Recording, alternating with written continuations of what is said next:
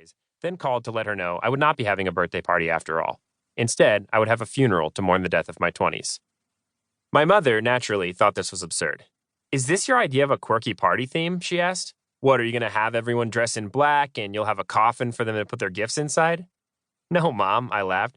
"That would be creepy. I'm not having a regular funeral for my 20s. I'm having a Viking funeral." She sighed. "Why are you so weird?"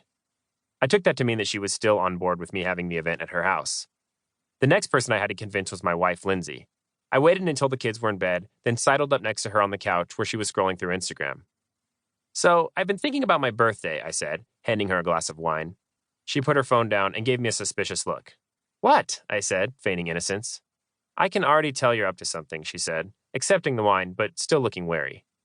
"Well, I had this idea that instead of a birthday party, I could have a Viking funeral for my 20s, I began. My wife rolled her eyes. This was not her first Kyle presents an idea rodeo. "Go on," she said, taking a sip. "Well, I was thinking I could build a big Viking dragon ship, then I could put some letters and numbers inside that say my 20s, then I could shoot a flaming arrow into it and set it on fire," I explained.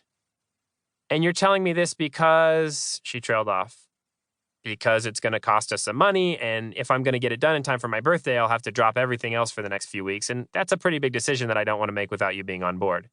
She laughed. "Oh, Kyle." "What?" I asked. "It's cute that you think you're asking me for permission," she said. "I am asking you for permission," I replied. "If you say no, I won't do it."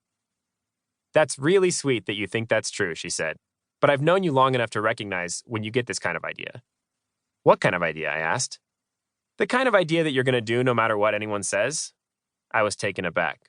"Babe," I said, "I don't know what you're talking about. I mean, yes, I'm excited about this idea, and yes, I really want to do this, but if you say no, I'll let it go." "Again, it's adorable that you believe that, but what will really happen is that you will keep dropping increasingly less subtle hints about it until I give in. So I'll just save us the trouble and give in now." I weighed my options. I could keep trying to convince her that I was serious about wanting her buy-in, or I could just accept the buy-in she'd already put on the table. I went with door number 2. "You're the best, babe," I said, kissing the top of her head as I got up from the couch. I gathered my supplies, sat down in the kitchen, and began working on a maquette. Maquette is a French word that just means model, but at some point in the past, artsy-fartsy types got together and decided, why use an understandable English word when we could use a fancy-pants French word that makes us feel better than everyone else? So now anytime an artist builds a model of something, they call it a maquette. The purpose of a maquette is to help the artist figure out the proportions of a piece before they start building the full-size version of it. It's much cheaper to make a mistake on a scale model than it is on the final product. This was going to be the biggest sculpture I'd ever built, so I figured I should build a maquette to help me figure out exactly how big to make it. I knew that I was going to build it out of cardboard because cardboard is cheap and strong and remarkably versatile, and also because there's something poetic about creating something beautiful from a material most people consider to be garbage. I knew that I could get sheets of cardboard that were 8 feet tall, so I decided I'd use every bit of that height. Then I just had to figure out how long the ship should be. "I think it's going to be 8 feet tall by 12 feet long, I told Lindsay. "Sounds good," she said from the other room. After building the maquette, though, I changed my mind. "It looks weird being that short. I think I need to make it at least 14 feet long for the proportions to look right." "Okay, but can we keep it there? I don't want this getting out of hand." Based on her tone of voice, it sounded like she was already beginning to regret her decision to greenlight this whole thing. 14 feet it is," I said, "not an inch longer. Scout's honor." "You were never a scout, Kyle," she said, sounding suspicious. "And thus I have no qualms about besmirching their honor." She laughed.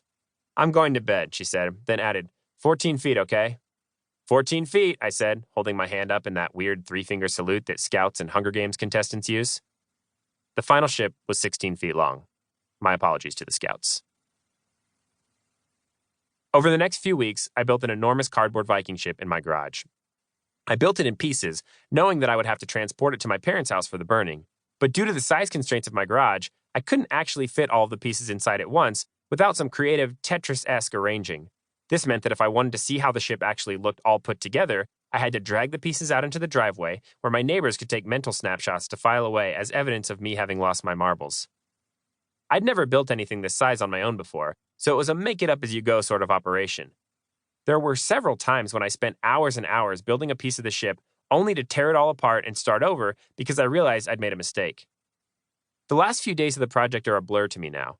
I was staying up well into the night, working on the ship with a few friends until they had to go home, then working by myself until my eyelids got so heavy I couldn't keep them open anymore. At that point,